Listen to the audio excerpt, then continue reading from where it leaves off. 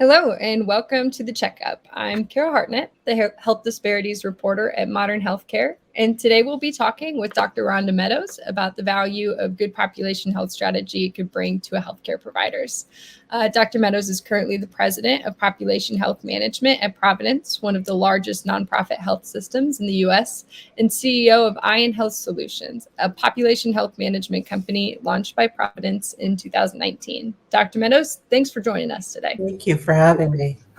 Absolutely. So tell me, how do you manage population health at a community level in an organization as large as Providence, where you have facilities spread out across several different markets? So, Kara, we are both large and small. We truly believe that healthcare is delivered at the local level with the individual patient and their caregivers, their healthcare providers. At the same time, we leverage our size.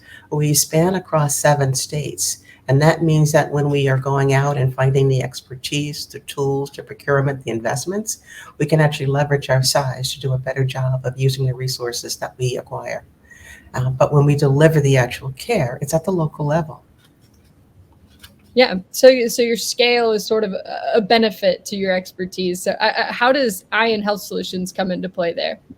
Ion is one of the groups of experts that we have within our population health division, along with our health plan and value-based care partners and the health equity leaders themselves.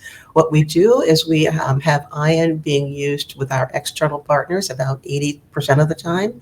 And then the other 20%, they actually are helping our individual communities, our markets, with their value-based care work, as well as making sure that we incorporate the resolution of health disparities. That impacts how we see ourselves and how we deliver on the value. When we talk about value-based care, that means for everyone. So, and you know that value-based care includes clinical quality, experience, and affordability. That goes for all populations, including the ones that have experienced health disparities for so long. Mm-hmm. Yeah, like what you said, Ion was just one player in this larger fight. How do you bring together all of those resources? Well, funny that you should ask. We bring them all together on every Tuesday. We have what we call Pajama Tuesday meetings.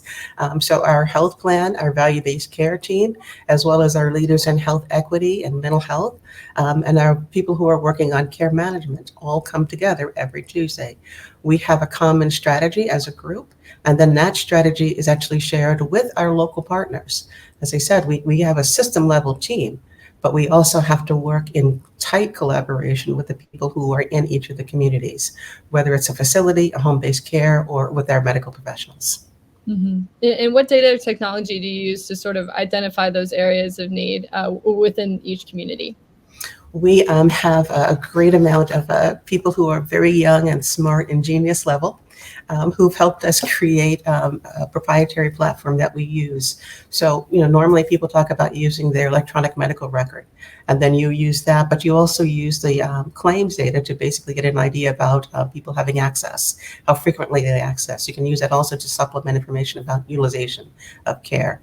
We supplement that with social determinant of health information, both publicly and privately available. And then I don't want to shock you, Kara, but we actually ask people how they perceive their health outcomes, how they perceive their access to care as, and what we could do better. So it's a combination of a lot of resources coming together, and we put it into a common platform so that all of our team members can actually access it at an appropriate level. And that platform is called Community Pathways to Health. And it has been helping us get through not only COVID, but every area of work that we have to do as we try to resolve health disparities. Yeah. So how do you put those insights to work? What sort of investments and community partnerships have come from it?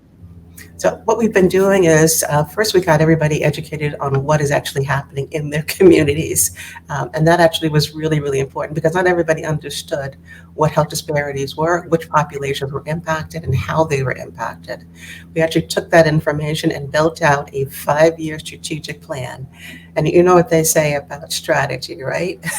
The reality of the day can eat it if you don't actually do the work of making sure that you pivot where you need to pivot, adjust, and adapt. So we built out our strategic plans. We focused on COVID and a whole host of very clearly defined health disparities impacting our various populations. We've got people all across the spectrum, like most health systems do. So from Alaska to Texas, we are taking care of people from all nationalities, ethnicities, race, languages, gender identity, etc., levels of disability, and levels of mental health, right? So we took that information and we actually use evidence-based or data-informed interventions to measurably improve. And some of those improvements are in the social determinant factors that are in the community, like homelessness, access to food, access to transportation for medical care, or actually electronic or telehealth type services. Some of them are actually more directed toward the actual care for a very specific condition. And those things can be like colon cancer screening and treatment. It could be for breast cancer screening and treatment, diabetes, hypertension, heart disease, mental health, in particular depression, as well as substance use disorders, right, which have all escalated during the time of the COVID pandemic and the economic disarray, let's put it that way. But the other thing that we've also done is make sure that we include a variety of our population. So not just race, ethnicity, gender identity, and disability, but also babies to grandma, right?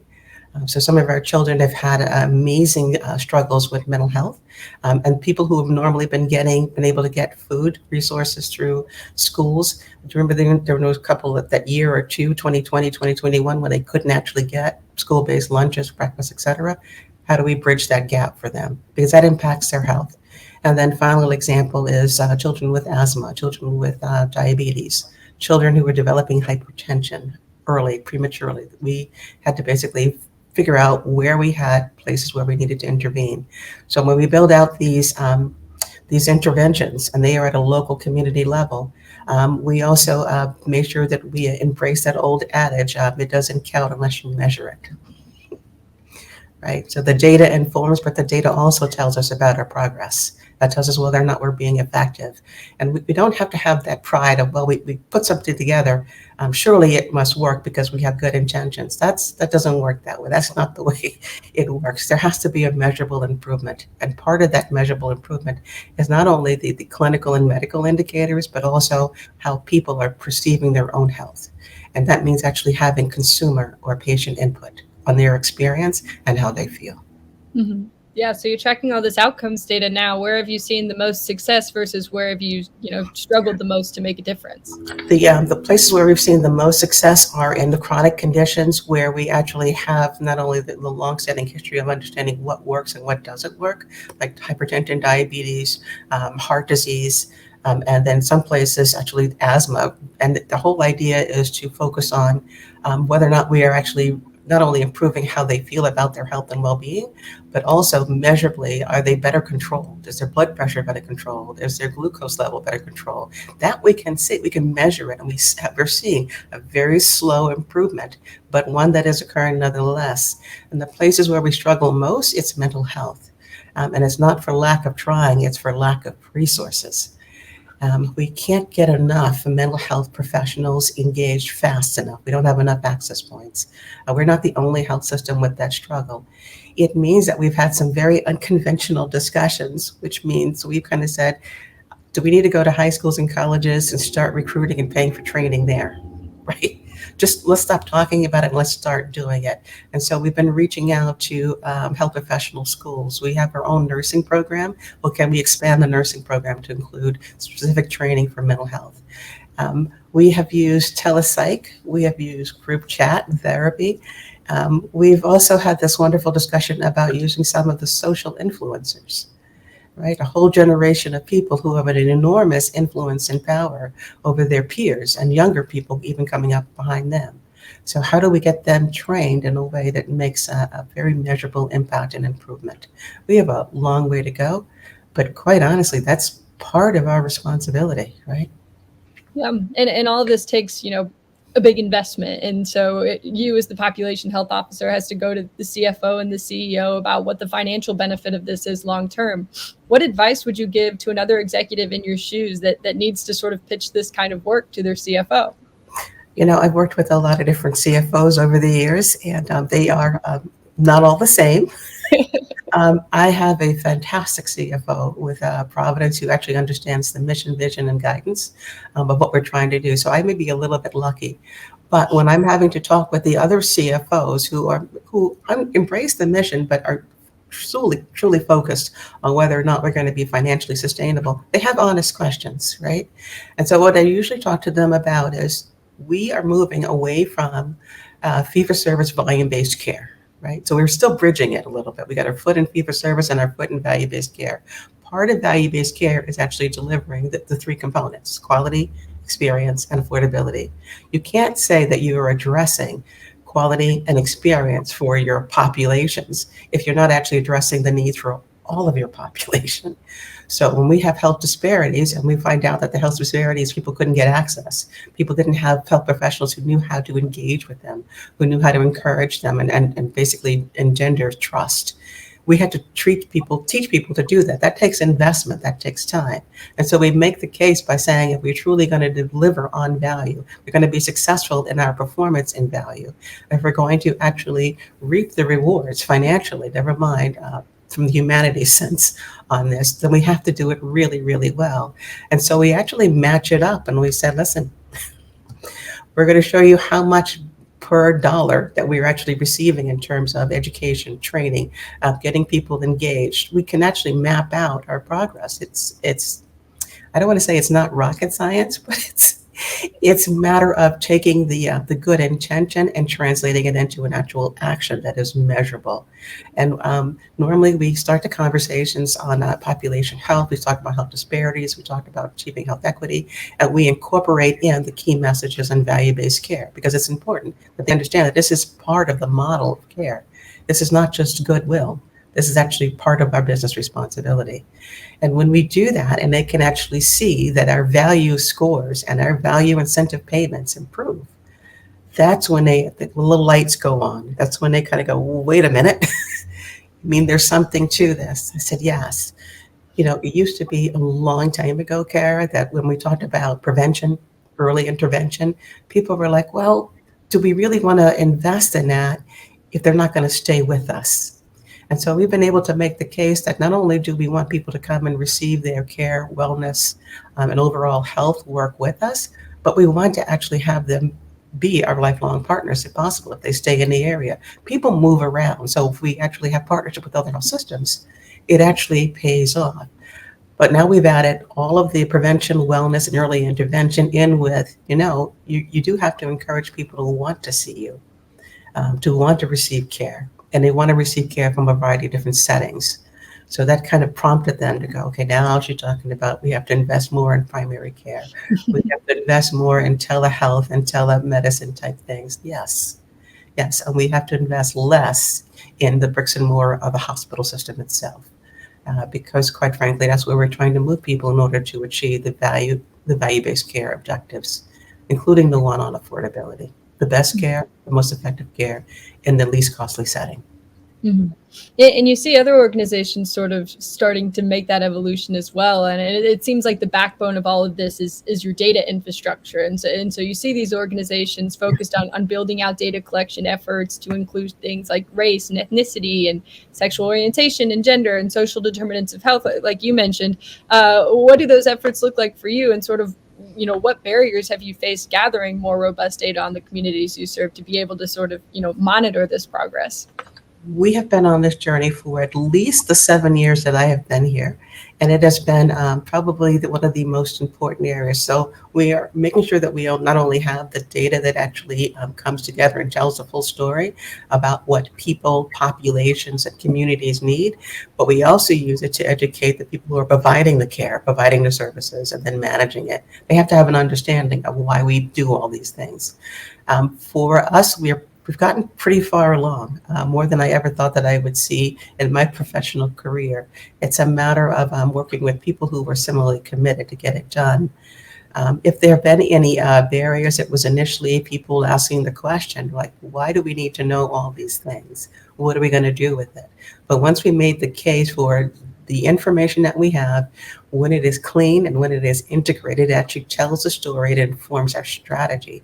It basically helps us prioritize our interventions and then measure our progress.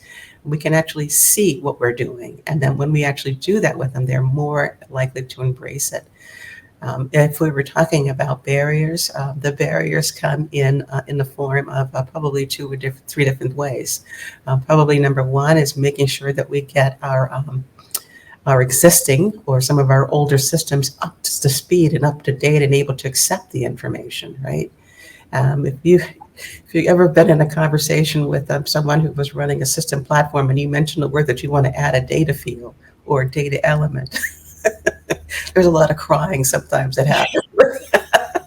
There's that, and then they kind of make a long-term commitment. Well, we'll get to that in the year 2026. I'm like, no, that can't possibly be, right? So there has to be a little bit of flexibility. That is something that actually requires us to kind of push to prioritize getting the data elements included, getting the components in, and then advancing to the advanced integration systems that allow the data to actually be part of the story. So if you ask me my demographics and I tell you that I'm Black, female, et cetera, and you put that in somewhere in the system, but it never actually matches up with the rest of my medical history or my treatment plan, it kind of defeats the purpose. So the data entry piece and the integration so that it actually informs. The second is that it's not just the medical professional electronic medical records, it's health plan records as well. Right? It's regulatory and government program records. All of them need to be up to speed. And Kara, when I say that, I don't mean that we can't do anything until the data is perfect, because that's crazy, right? You don't have that kind of time. We have a lot of information now. Most systems have about 45 to 50% of their population, at least, where they are self-identifying their demographics, and that helps. We can work with what we've got until we can continue to do better. And then probably the last piece is building the trust of our patients and our members, whether you're treating them as a patient or as a health plan member or as a beneficiary for Medicaid, Medicare, TRICARE, any of those programs. And building that trust means actually having a relationship, asking questions, and allowing people to ask the questions about, what are you going to do with that information? Why do you want me to tell you my personal information? Is it going to be used for nefarious reasons, or is there an actual purpose? So trust is a big deal. And so I kind of get that, though. I kind of get why they would be concerned. Yeah, definitely. Well, Dr. Medows, that's all we have for today. But thank you so much for taking some time out of your day today to be here with us. I really appreciate all the insights. Thank you very much, and have a great day, Kara.